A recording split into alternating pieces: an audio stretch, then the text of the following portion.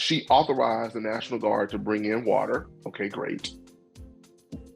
And she expedited them getting a loan in order to, $100,000 loan in order to instead begin of to giving fix it. surplus money. Exactly. A new water crisis is making headlines, this time in West Helena, Arkansas. It's not clear how long the predominantly black community of about 10,000 people have been dealing with water contamination issues. But it is clear the price tag for repairing the water system could be up to $10 million. Republican Governor Sarah Huckabee Sanders has sent water to the town, but not money, making the town take out a loan to fix the issue. Chris Jones, who lost to Huckabee Sanders in the last election, is criticizing the governor for not using the state's $1.2 billion surplus to help the people of that community. We have over $1 billion in surplus, in budget surplus. 1.6 billion this year. 1.6 billion last year, 1.2 billion this year. So there's surplus money. And instead of utilizing that money to fix the infrastructure in a town to help the people, she authorized the National Guard to bring in water. Okay, great.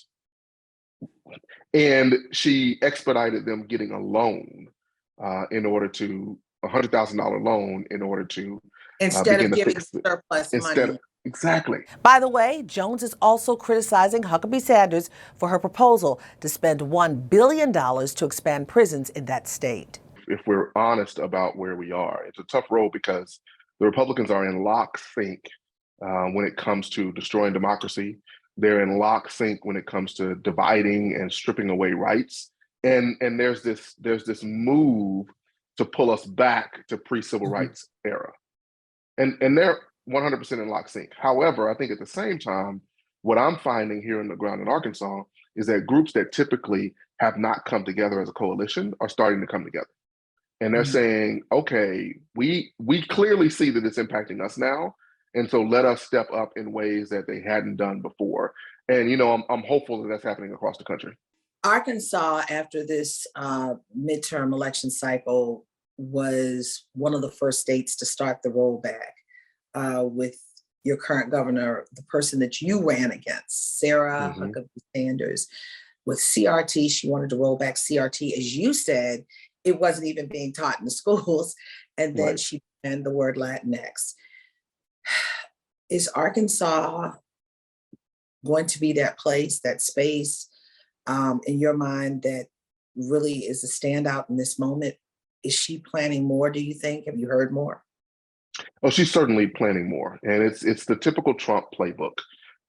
You put fear into the folks on your side so that they won't move against you. And then she's doing everything from, unfortunately, we had a death on the Supreme Court here in Arkansas, and she replaced the Chief Justice with someone who's a political hack, no judicial experience. They are rolling back affirmative action. They're banning books in libraries. They're setting it up to where librarians can be arrested for the books that they put on the shelves. Exactly. And so they are in Arkansas.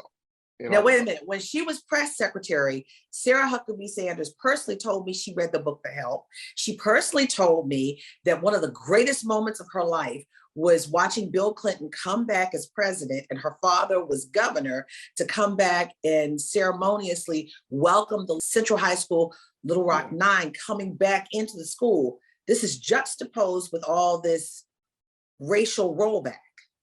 Yeah, well, the narrative, as long as the narrative doesn't impact your ability to reign and control and be in charge, then it's fine, right? So the minute you have to bring equity, the minute you have to make space for others who are different, then it changes. So so long as she can be the one who is at the top of the food chain, then of course, yeah, I read the book, but did it change your life? You read the book, but did it shift your perspective?